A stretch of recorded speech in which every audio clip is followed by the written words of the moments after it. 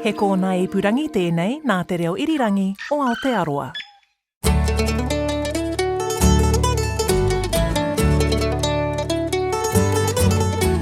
No mai, whakarongo mai ki te aotai whenua. Welcome to Country Life. I'm Sally Round. Great to have your company. I'm Duncan Smith. Today we put our taste buds to the test on cheese made without cow's milk.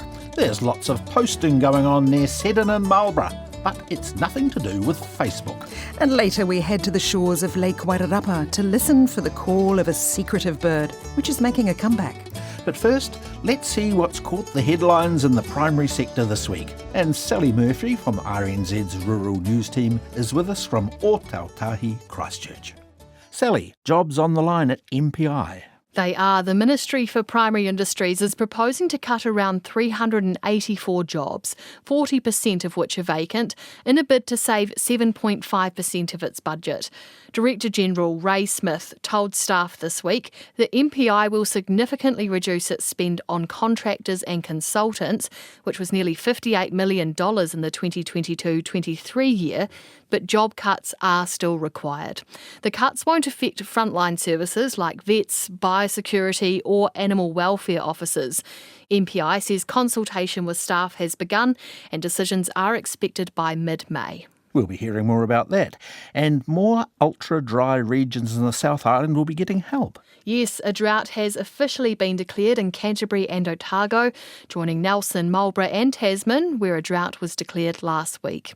The declaration unlocks support like tax relief and enables the Ministry for Social Development to consider rural assistance payments. $70,000 has also been given to the rural support trusts in Canterbury and Otago. Dan Hodgin farms sheep and beef in Harwoodin in North Canterbury. He says the help is really needed. Definitely drier than a normal summer. We had a reasonable spring, so there is still some tear ground on more extensive places, but winter crops are struggling. It's certainly hard work getting anything into the ground at the moment. A lot of people holding off, a lot of people sort of taking it on faith and having a crack drilling anyway, but nothing much really taking off. So we've still got a chance, I guess, to get decent rain before winter and get some recovery, but that window will close in the next sort of 3 to 4 weeks, I guess. Now, this very dry weather is also leading to other problems. Creeks and streams are drying out, I hear. They are. Green Street Creek near Ashburton ran dry this week, killing fish, eels and freshwater crayfish. Now, this is despite locals and farmers trying to raise the alarm with the Canterbury Regional Council for weeks. On Wednesday, the council said pumping water into the dried up creek was not a straightforward request and would only be a temporary solution. But just a day later, on Thursday, the council's chief executive gave farmers the green light to pump water into the stream. Local farmer Daryl Butterick says it's great ECAN has finally seen sense. We're very grateful, but should have happened 3 weeks ago. It would have saved a lot of the wildlife in that creek. But hey, at least they've finally come to their senses and allowed us to do it. Probably something to do with a little bit of egg on their face. Or actually, to be fair, probably the whole chook, the way they handled it. Mr Butterick began pumping water into Green Street Creek on Thursday afternoon, and it's beginning to flow again. So what does Environment Canterbury have to say? Well, the council's chief executive wasn't available for an interview this week, but in a statement, Dr Stephanie Rexica says she's aware of the community's frustration and acknowledged the council hadn't kept locals informed. She made the call to allow water to be diverted into Green Street Creek, but didn't really give a reason as to why. She says the diversion fixes the current situation, but future conversations about the needs and interests of the community and environment need to be had in the face of climate change. No doubt the drought's continuing to affect livestock sales. Yes, well, about 1,100 beef weaners were sold in Temuka this week. These are the younger cattle who've been weaned off milk and are grazing pasture. The sale isn't usually held until after Easter, but farmers are struggling with dwindling feed and wanted to offload excess stock. And what's happening in the horticulture sector?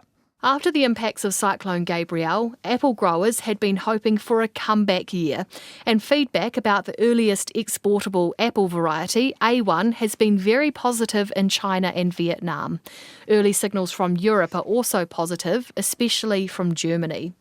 Now, Tomatoes New Zealand chair, Barry O'Neill, says the season started well with good prices for growers, but with lots of tomatoes now in the market, prices have dived. And just before I go, some news about the Kaimanawa horse muster next month. The Department of Conservation is working to remove 230 horses from the Kaimanawa range in the central North Island.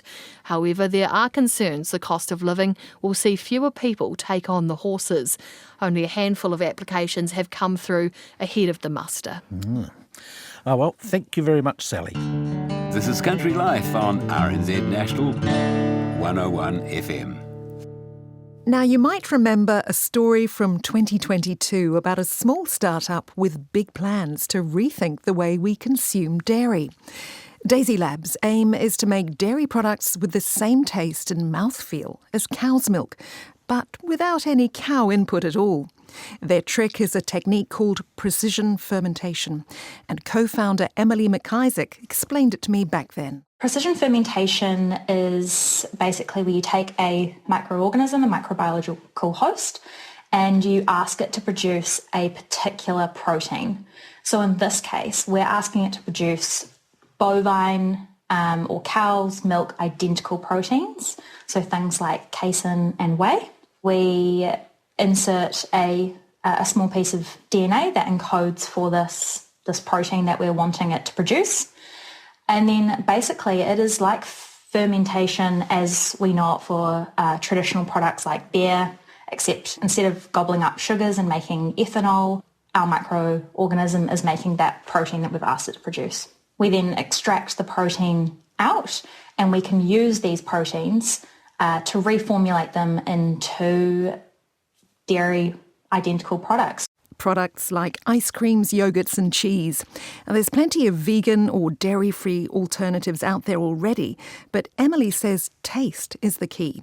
The alternatives that are currently on the market obviously don't contain any dairy proteins. So they don't have your whey proteins, they don't have your casein proteins. And whey and casein that come from cow's milk provide dairy products with the characteristic texture, taste, nutritional profile that we as consumers know and love. The current alternatives don't have any of that. We're providing a dairy identical protein, so a whey protein or a casein protein that we can reformulate into cheeses, milks, ice creams to give them the same texture, the same taste and the same nutritional profile as traditional dairy. We just haven't had to get our proteins from a cow. So how soon could we see some food products on the shelves? We're still probably a good couple of years away from seeing these products on the supermarket shelves. But yeah, we've made huge progress in the last couple of months. So if we can continue forward at the same trajectory, you never know. Well, it's been about 18 months, and while Daisy Lab products haven't yet shown up on supermarket shelves, they do have something to show off. A week ago, Daisy Lab held an invitation-only event at their lab in Auckland to show off some prototype products. And Justin Gregory was there. Now, Justin's with us. What was on offer? Some good stuff on offer, Sally, I promise you. And we'll get to that. And I also spoke to Emily McIsaac and asked her for an update on where Daisy Lab was at. 18 months ago, we were dreaming of this day. We had achieved expression of dairy identical proteins in the lab, but this was very small expression. We've since moved into our own lab space. We were previously renting bench space. We now have our very own lab space, and we have a suite of fermenters which we're using to produce dairy identical proteins. Now, just a reminder, dairy identical means that these are completely synthesised proteins made in the lab by Emily. They are so close to real dairy proteins that people who are allergic or intolerant, you probably shouldn't try them, I'm afraid. Sorry about that. Even though they are now in the shape of food that you definitely recognise and definitely want to try. Tonight we have, for sampling, we've got some ice cream, some yogurt, we've got some cheeses as well. What we're really focusing on scaling up at the moment is beta-lactoglobulin, which is a whey protein. So it's better suited for things like soft cheeses, but mostly ice creams, yogurts, sports and nutrition.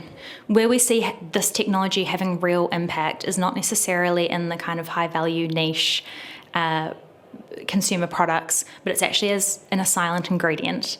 You know, when you flip over a chocolate bar and it says milk powder, no one knows that it's come from clean green New Zealand and, you know, organic whole milk.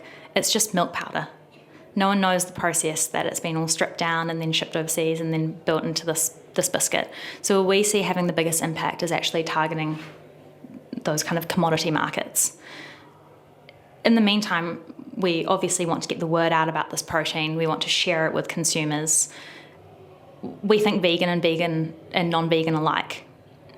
It allows particularly non-vegans that don't want to compromise on taste and texture that they're so used to with dairy products. It kind of offers a solution to them to say, here, try this product that has the flavour profile you like, it has the texture you like, but it hasn't had to come from a cow. So how long until people can buy some, Justin? I asked, and Emily said if she was feeling optimistic, she'd say maybe... 18 months? 18 months, yeah. Daisy Lab now want to raise funding to move to the next stage with a custom-built facility so they can start producing at scale.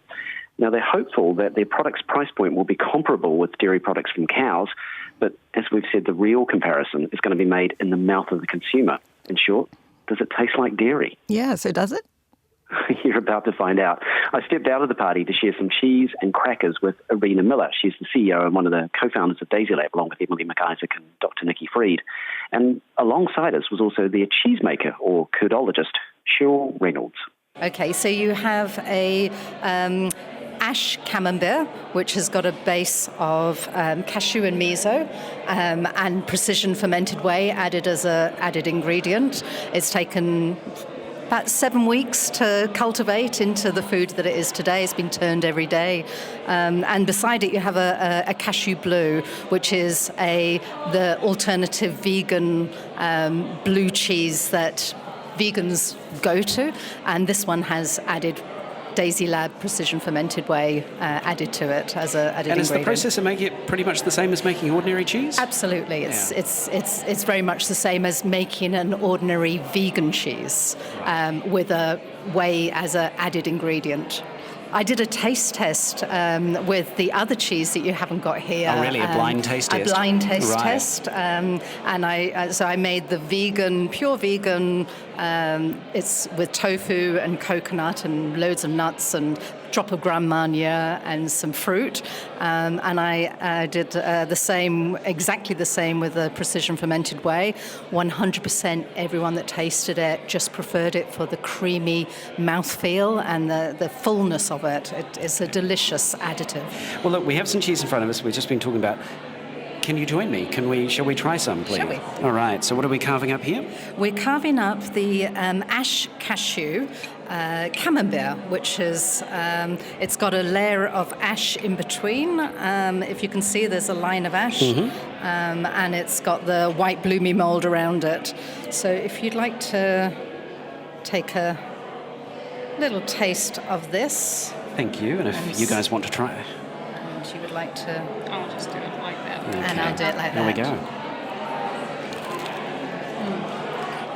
How does that taste to you? That's fabulous. It's really good. Thank you. And how about for you? Your first taste of it? I love it. I mean, I'm a vegan, so I don't eat dairy cheese at all, so this is amazing. And it's the creaminess, isn't it? It's the creaminess, the mouthfeel. Yeah. Yeah, and it just goes so this has got miso in it, cashew, and all the moulds that go into making a traditional camembert, plus the precision fermented whey, and it just gives it that extra just beautiful, creamy richness. The skin on it is absolutely amazing. The white mold around it. Okay, and now the blue. And this is blue. And are you a blue cheese lover? Some people love it. Some people, cheese lover. Yeah. Okay. So it was interesting seeing how the blue cheese performed, because I have a control cheese for each of the cheeses that I've made, and the blue cheese that is with precision fermented whey has just a different colour and a different sort of texture. So it's really interesting watching how they matured over the last 2 months in the cheese cave. At the cheese cave. All right, well, please, after you. Oh, yeah, that's a very good blue cheese. Wow. It's delicious again. It is, isn't it? Well, look. What fun. Sounds like the precision fermented wholly vegan cheese passed the Justin Gregory taste test. So did it taste dairy identical? It sure did, Sally. Looking forward to trying it myself. Thanks, Justin. Thank you. We're heading to Marlborough's wine country, where a startup is busy repurposing damaged vineyard posts that were used to hold up the canopy into low-cost, sustainable posts for farm fencing. Repost is the brainchild of Greg Koppel. Cosmo Kentish Barnes is with Greg and one of his clients, Tracy Marshall, from Pernod Ricard Winemakers, one of the country's leading wine companies with over 2,500 hectares of grapes. We're at our Triple Bank Vineyard in Seddon. We're down at the Repost site, down towards the Awatiri River, and here with Greg and the Repost team. Tracy is Pernod Ricard's sustainability manager for its New Zealand operation. In a fast-changing world where the use of resources and circularity is so important, finding solutions for various waste streams is one of the key challenges that we're facing. This is where Repost comes in, because many vineyards, like this one, have stockpiles of damaged wooden posts. There are times when posts get broken, either by just age or wear, weather events, but also very, very significantly if it's bumped by a tractor or the harvester. Over any given year, you can see up to 4% breakage in some vineyards. And yeah, when you look at the size of the industry in Marlborough, that's a lot of posts. We're talking millions of posts out there. So how did you meet Greg from Repost? Marlborough's very collaborative. There's a lot of discussions and sharing of information, and we became aware of Repost a couple of years ago and were very interested. We've been stockpiling broken vineyard posts to avoid sending them to landfill. We have an ambition of zero waste to landfill. So we've got some quite large piles of broken posts that have just been waiting for this solution. Thank you very much, Tracy. Now, Greg, what a journey you're on with this business. It's been a journey, all right. Now, you are a farmer. Yeah, I'm a farmer from St Arnaud. That's Nelson Lakes in Tasman. Probably less of a farmer these days than I'd like to be, but... Yeah, what's sheep and beef? Sheep and beef, yep, 500 hectares. How did you come up with this idea? What prompted it?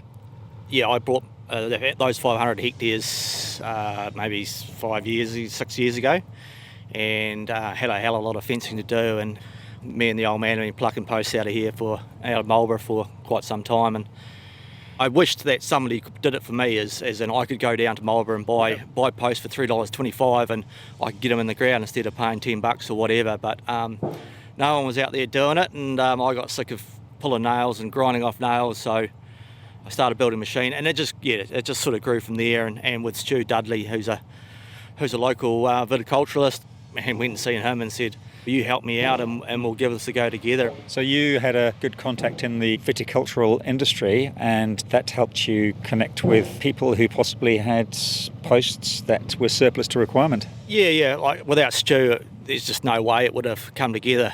It's about educating, and I had no idea about wines or grapes or how the industry works. And mate, he got on board and with a bit of passion and managed to sell what we're trying to achieve, and it's just ticking two boxes really, with taking waste but then also selling it to the agri sector and helping them along the way, because that's tough as well. We've been waiting for this solution to come along for a long time. We knew eventually there would be a solution, which is why we refused to send any of this waste to landfill. So how does it work? Does the vineyard pay Repost to repurpose and remove the posts, or does Repost buy them from the vineyard? We pay for the processing of the posts. It is quite cost effective compared to alternatives of landfill, but it's it's a decent price. So if it wasn't for the wineries paying, so they pay about 80% of landfill costs, if it wasn't for that, this business would not work. It wouldn't stack up. We've got to be able to sell a product at the end of a low cost. So you've got to hit the market well to get that demand for the processed product, I guess. So that was part of Stu's role, is educating, and then actually most vineyards get it. They know that, it's cost me 80% of landfill costs. That's not without the logistics of getting it to landfill. So, which is a lot as well. Yeah, it's a hell of a saving for them, and we can bring that through to our end sale price, So what was the first vineyard that you started repurposing broken posts on? It was one of Stu's sites up the back blocks of the archery. That was on a Villa Maria site, and then we went from there to a few contract growers, Yealands, Pernod, and there's not one winery or vineyard in Marlborough that we are sort of not involved with now, I don't think. A few contract growers missing, but all the big boys, yeah. The news spread fairly quickly. Yeah, but we are 3.5 years in. This last 12 months, my wife got heavily involved with the business, and she's sort of taken that visibility of the company up. So now we're out there, and I guess we're very proud of what we're doing, so we're being pretty loud at the moment. And last year you won an award at the Marlborough Environment Awards. Tell me about that. Yeah. I'm not much of an awards or that type of person, but my wife pushed us into it, and we won the winery section, and it was bloody good. It was a pat in the back. Lots of people there from the industry, and good for networking. Oh, it was. People were lining up to talk to you, and you realise that you're onto something and you're doing something good, and people believe in you, which is pretty good, because the first couple of years were pretty bloody lonely. Was it easy to sell the idea to farmers who want posts for their farm? Yeah, because they're cheap, and it comes down to dollars, and yeah, definitely the mum and dad type of farmers are all over it. There's nothing wrong with these products. We've had them tested. All the data backs that up. We put a warranty on them as well. Yeah, these are good for 50 years plus. So how much cheaper are they than if someone was to buy a new post? It varies a little bit because of what the vineyards were off, because there's a different variant in sizes of posts.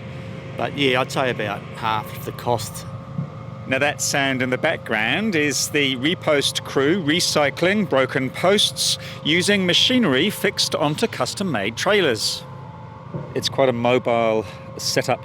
Yeah. So when we first started, we were cruising around with a 3-axle truck trailer with a tractor towing it, and we were loading an in-feed with a telehandler, but now we've realised we want to be as mobile and flexible as possible, so we can move to smaller vineyards, and like this one, this is a really good site for us, because it's we've got 2 machines running here. I guess you can get through quite a few posts in one day. Yeah, some sites we go good. We'll do 1,000 plus a day, and sometimes we might go to a real mongrel of a site and we might be doing 420. Things are pretty tidy around here, but you'll go to some that it looks like it's set up for a bonfire, and you've got to pick through it, and it makes things very slow going. Yeah. So what are the team actually doing with the posts? They will pull the nails at it, dock it to whatever length they're going to get at it. It's either a 1.8, 1.6, anything shorter is getting put in another rack, and they'll be grading as they go. Anything that's looking pretty ugly will get turned into battens, or make a decision on that, yeah. The posts here are quite long. They look like they're over 2 metres. So the posts that get driven for the rows to hold up the canopy, they're 2.4s. So some of them get pulled out. They've got a fracture in them. They come out as one hole, so they're a 2.4 length. But generally they come out at about 1,900, 1,800. Yeah. Well, shall we head down and see how it's all going? Yeah, sounds good. The posts have been stockpiled at the bottom of the vineyard and are covered in weeds. We've been stockpiling these for a very, very long time. How many posts do you think we can see in front of us? I'd hate to guess, but I'd say there's 20,000 perhaps. But what we can see, what we're looking at right now, they've made quite a dint in the pile already. Yeah, probably done about 10 or 15,000 out of here at least. So yeah, we just brought in another crew to push things along. Yeah, so they're here for a while. It's a good site. That's what we like. We like staying put, doing some good hours, good solid hours of processing. Now you've got 5 or 6 people here. Yep, there's 5 on this side at the moment. We've got a few others floating around doing a few bits and pieces. So we employ, I think, 9 here in Marlborough, and we've also got a crew up north in Hawke's Bay that are doing cyclone work. So we started getting overseas workers, and yeah, we got a really good supply of labour now. Your staff each have a drop saw, a large drop saw. Yeah, it's all very simple. We try and run as small. So we're fully mobile. So that means we're running as smaller generators, as smaller hydraulic pumps as we can. That's around just efficiency. How do you get the nails out? Because they're not using hammers, are they? Yeah, we'll cruise around here in front of the loader, and we'll have a look at them processing those. Gosh, there are a lot of nails and hooks and things in the posts, aren't there? Yeah. So 12 to 14, but can be more. And you'll see that the variant in them. There's plastic clips, there's 6-gauge nails, there's TEX screws. It's pretty ugly, but a hydraulic press grabs them and pushes the post away, and you're left with hopefully a reasonably clean post. And the mind-blowing thing is we fill up a tote tank of nails in 4 days. Well, let's stand back a bit because it is quite noisy here.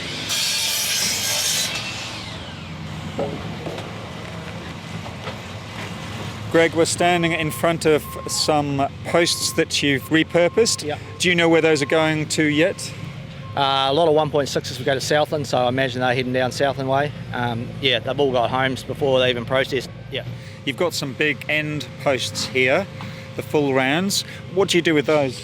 So they're strainers. They come from redevelopment. So you pretty much have about 2 to 3% redevelopment every year. So we've got 40,000 hectares of vineyards in Marlborough. So there's quite a lot of vineyards getting pulled out and put back in, either different varieties or different configurations. So there's about 200,000 sound posts that come out, but the strainers are all covered in wire. So we clip the wires off it, clean them up, and make sure they're tidy and they can go out as well. Yeah, because those strainers cost a bit, don't they, new? I think they're about 40 or 50 bucks now, I think, or might even be more plus GST, yeah. And what do you sell them for? I think they're about 20 bucks. Now, you are involved with the Hawke's Bay Silt Recovery Task Force, is that right? Yeah, so they engaged us to come and help with the CCA treated timber out of their waste stream. So we've been up there for 4 months, processing the damaged orchards and vineyards up there, yeah. How's that going? Oh, it's a tough gig up there. It's a mess, really. I forget what the numbers are, but it'd be 500,000 damaged posts there, mixed amongst extended, wire, trees, rubbish, hazardous chemicals, sheds, everything, vehicles, everything. But so it's been pretty tough going. You're dealing with absolutely broken landowners and the like. But all the material we're processing is being donated to the community up there and the farmers up there to recover some of their fencing. But it's a bloody mess, yeah. Greg Koppel there from Repost at the Triple Bank Vineyard in Marlborough. Cosmo was also talking to Tracy Marshall from Pernod Ricard Winemakers. And you can see some photos of Greg and his team on the Country Life webpage. I'm John Whittaker, the flower man from Fielding, and you're listening to Country Life, the RNZ National. It was nearing dusk when I pulled up on a side road on the eastern side of Lake Wairarapa during the summer. A good time to try and spot an endangered bird whose distinctive call is not so rare these days. More and more there's a chance to hear the booming call of this secretive and lonely Australasian bittern, which nests among the tall raupo or bulrush there. Waiting for me are 2 members of the Wairarapa Moana Wetlands Project, Biodiversity Advisor Sarah Jane Jensen and pest expert Steve Plale.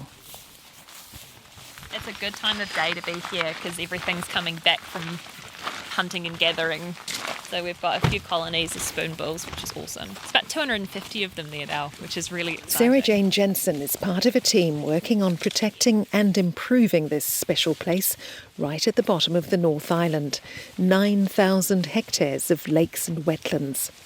2 lakes, 2 rivers, probably about 30 or 40 wetlands. Yeah, it's a huge We're space. looking out on one of those wetlands at the moment. Tell us about this one. This one is called Boggy Pond. not the best name, could do with a wee bit of a rebrand. But this is one of our easier to access sites to really get a good look at one of the parts of the Ramsar, so the internationally recognised wetlands. And we're looking at raupo, cabbage trees that are making their way through, but 10 years ago you would have been looking at a forest of willows.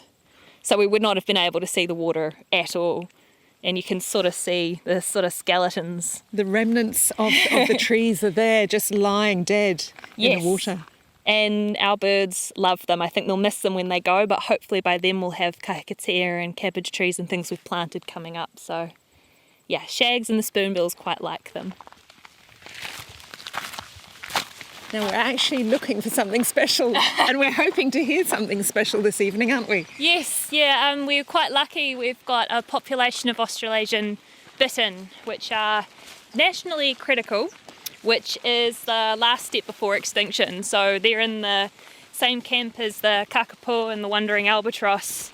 I think they're one of 18 in that sad club, but they're all seemingly doing okay here now, which is really exciting. So we had a few years where we saw what was a rapidly declining population of only 8 male bittern.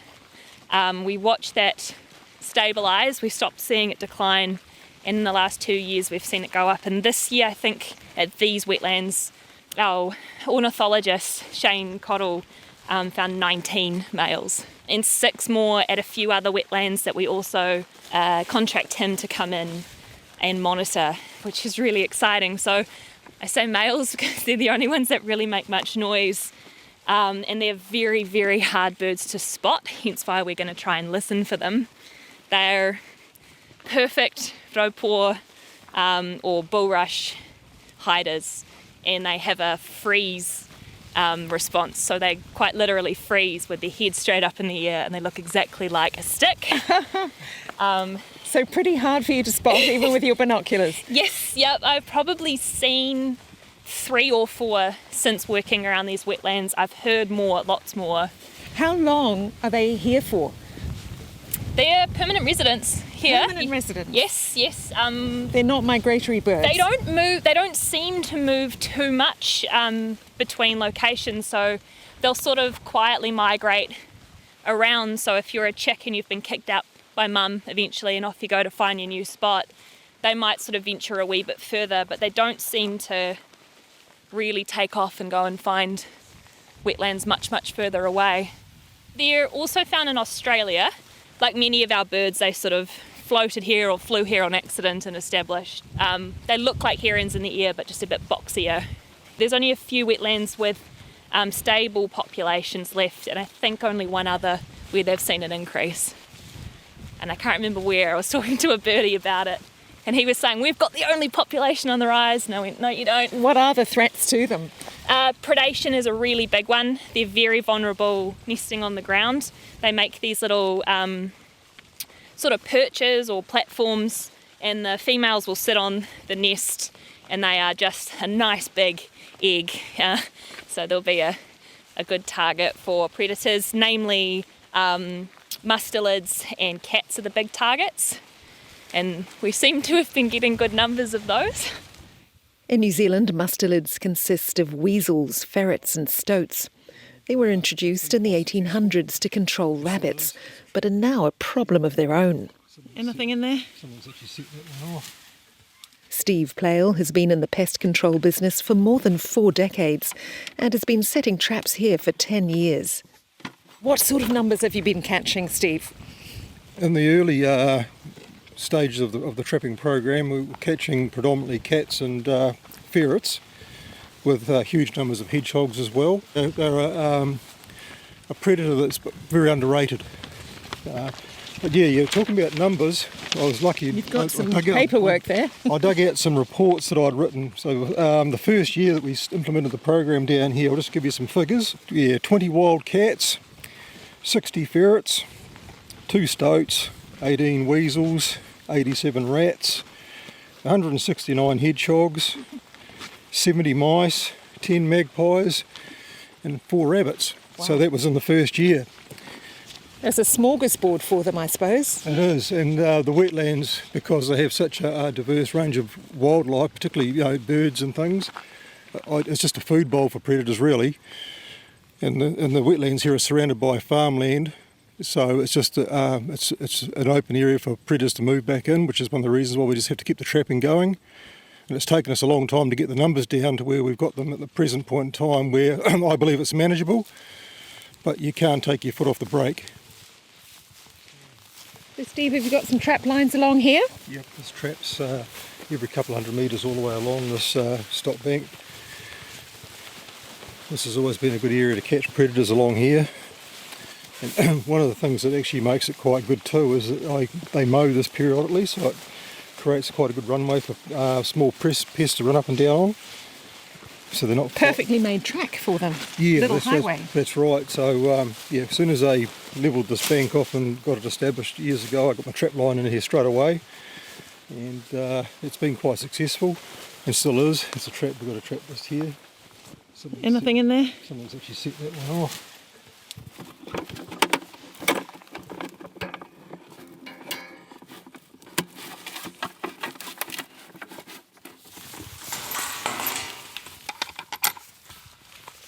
So on the right is the Opurua spillway. So this is part of us trying to control nature a wee bit. The Ruamahanga River was channelized and now bypasses the lake where it would naturally have flowed in. This is a spillway, so we're standing on a stop bank. You can see the stop bank on the other side, and when we do get floods, which we did have a good one last year, that spillway can open up, take the pressure off the river, and then it goes to Lake Wairarapa. So it has been grazed because it sort of keeps that really tall grass down. It's been retired from grazing, same as Wairio wetland on the other side has had grazing in it, and that's been removed. And we can sort of see some of the plantings popping up here from a couple of years ago. The cabbage trees popping through. And that was with a primary school and with Ducks Unlimited. They do lots of really good planting days through here, and we've fenced that off, and we're planting pretty big numbers. So the Wairarapa Moana project has been able to put in 35,000 plants in Kahutara wetland, which connects to this one. And the planting that Ducks Unlimited has been doing, and that pulling the pressure off grazing, there's a lot of natural rewilding, which is really cool to see. Very satisfying. Very satisfying. There's been some wet paddocks, but you can see desperately where all these wetlands are trying to form again and where that water really wants to be sitting. What's that we can hear? That is a black-backed gull. So there are a nesting colony of those on Onoki Spit, which is a sand spit at the very southern end, and that is our most southern area the project looks after. How many species of bird are here? So many. There's a group that have been doing a wading bird count since 1980 something, so for 40 years they've been coming and walking the whole length of the eastern side of the lake with scopes and binoculars counting, and what they've been able to show of the diversity of rare species is a big reason why we've been able to get that Ramsar international status, because it really is a home to so many birds, so many vagrant ones. We saw a glossy ibis for the first time here, like a bin chicken, but a black one. Which is What's a vagrant bird, by the way? A vagrant bird is one that will move around. So they'll fly around. There's Canadian geese that come in as well. There's plenty of ducks. I think if anyone's known of the Wairarapa Moana or been here, it's most likely because they've been duck shooting here. It's a real paradise for duck shooters. Now you've been hunting here as well, haven't you, back in the day? Yes, I've been a duck shooter for over 40 years. Boggy Pond in Matthews has a lot of history in my family. My grandparents used to duck shoot here in the 30s. My father duck shot here. He introduced me to duck shooting down here, so I've had a long history with that. Let's head over to the other side of the lake now to reflect on how the return of the bittern comes at an important time for local Māori. It's a little windier on this side, where a sliver of native bush among the farmland meets the rough water slapping against the shore. Kia ora koutou. My name is Rawiri Smith, and I'm a kaitiaki and a kaimahi or a worker for my iwi, which is Kahununu ki Wairarapa. Ra has deep knowledge of this place and its inhabitants, including the elusive bittern, the matuku hurepo. They have a booming voice that they have, and so I imagine that in a choir they would be the baritone or the bass, would be their kind of space in the what we sometimes call the dawn chorus of birds. And so the matuku is a special type of bird, and referenced in Waiata too as being a lonely bird.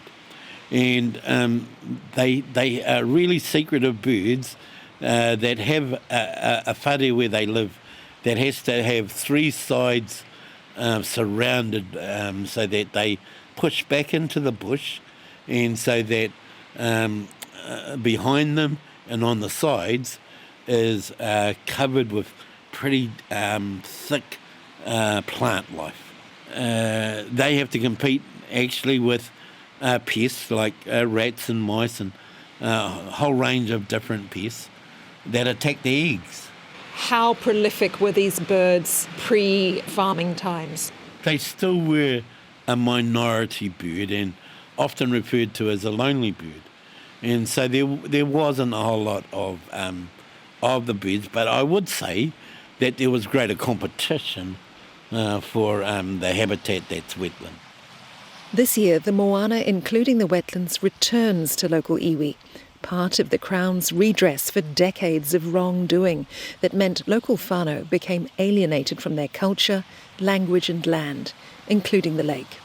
And so our lake is very important to us, and that many of the different hapu, or the many different sub-tribes, came to the lake and fished here, came together as people here.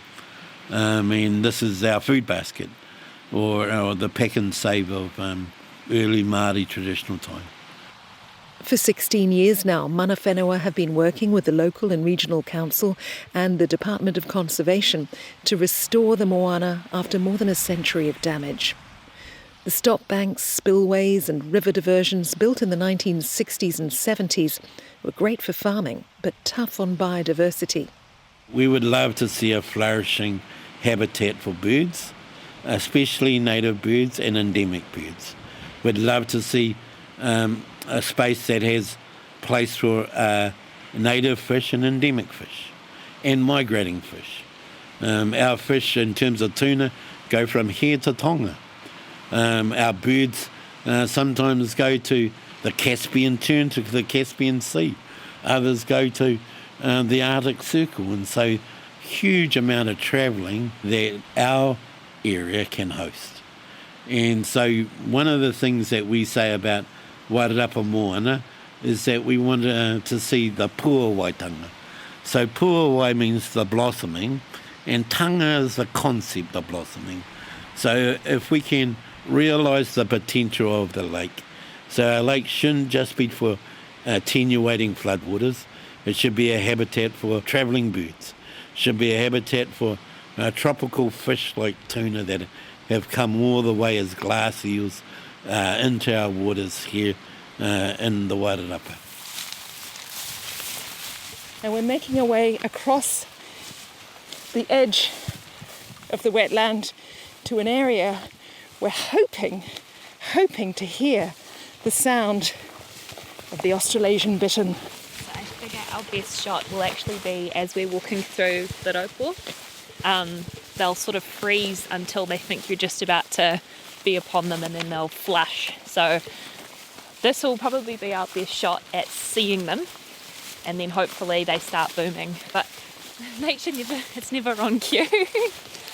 The raupo, the bulrush, is head high, perfect habitat for the bird. It's a really important plant species, and it's had a bad rap, and it was burned and cleared for pasture, and now it's protected, which is great. And it's basically a hiding place. Oh, definitely, yeah.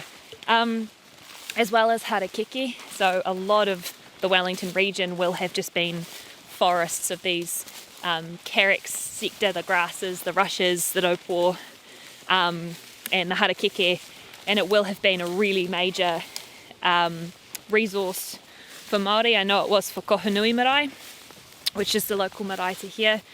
Harakeke and tuna were two of the big trading items, and they've just come back. I mean, there are a few stop banks that we mow so that people can walk and enjoy the wetlands and to be able to service the traps.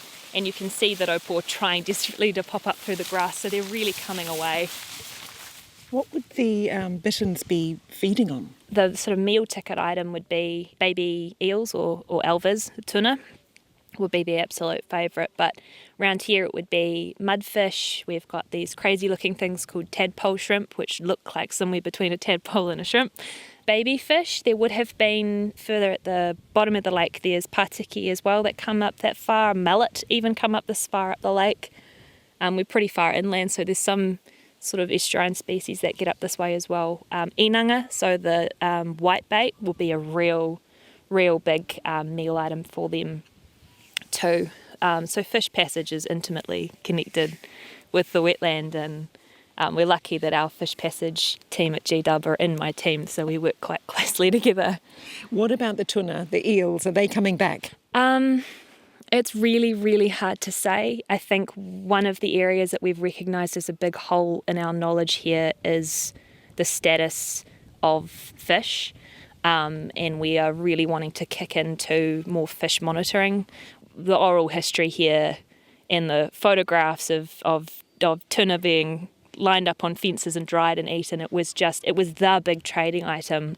I think it was probably one of the most famous eel migrations, and they just build up at the bottom of Lake Onoki and wait for that sandbar to burst. And the Lake Onoki is just below Wairarapa, isn't it? A very, very big lake. It feeds into this one. Yes, yep. And so with the manipulation of rivers and streams and adding bridges and culverts and things, we've made their ability to make their way back up to their ancestral streams quite hard. So it's really hard to say. A lot of the ones we are finding when we net are of a certain size and a certain age, and that can sort of tell you that there might have been periods of time where they can't make their way up, or when flap gates are closed, they can't make their way up. So we're trying to one bridge and flap gate at a time help them that way.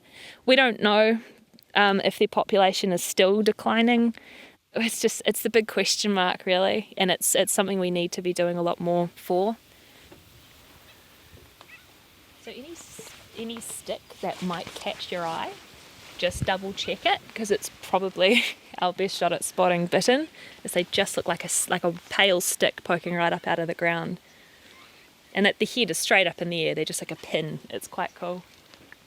But if something catches your eye, definitely have another look. I'm keeping my eyes peeled for the stick. Manifesting bittern. Sadly, there was no bittern spotted, despite our best efforts, so we head to a platform just built for bird spotting. Climbing up to get a better view, and now we can look out. Plenty of swans. Yes, more than I'd like, but it's the thing that always surprises me is just the sheer mass this valley is, and the two lakes and rivers and wetlands. It's a really, really big area, and there's many endangered birds that will have been here forever and remained here, and it's one of the few pockets left. So for many it will have been their last refuge, and then as that's been protected and the lake levels have been kept at a place to support them, birds are coming back, and it's really exciting. And for the bittern especially, it's a keystone species. Having them here is a really big deal, and having their population double over 10 years is really exciting, because it shows us that we're doing good, and you don't often get that payoff in conservation. You know that there's a long goal, and you're told if you come back here in 20 years you'll see this forest or tree developed, but just in 10 years of removing the pressures of willow to let the taupo come through, and mostly trapping, keeping those predators back, they've doubled. They've gone from this is a plummeting population, we're watching it go extinct, to doubling it, it's massive. It's really exciting. Sarah Jane Jensen of Greater Wellington. You also heard from Steve Plale and Rawiri Smith. The Wairarapa Moana Wetlands Project is a collaboration between Ngāti Kahununu ki Wairarapa, Rangatane o Wairarapa, the South Wairarapa District Council, the Department of Conservation and Greater Wellington. It was set up in 2008. Sorry you didn't get to hear the bittern in that story, but we did find one in the RNZ Bird Call Library. Take a listen.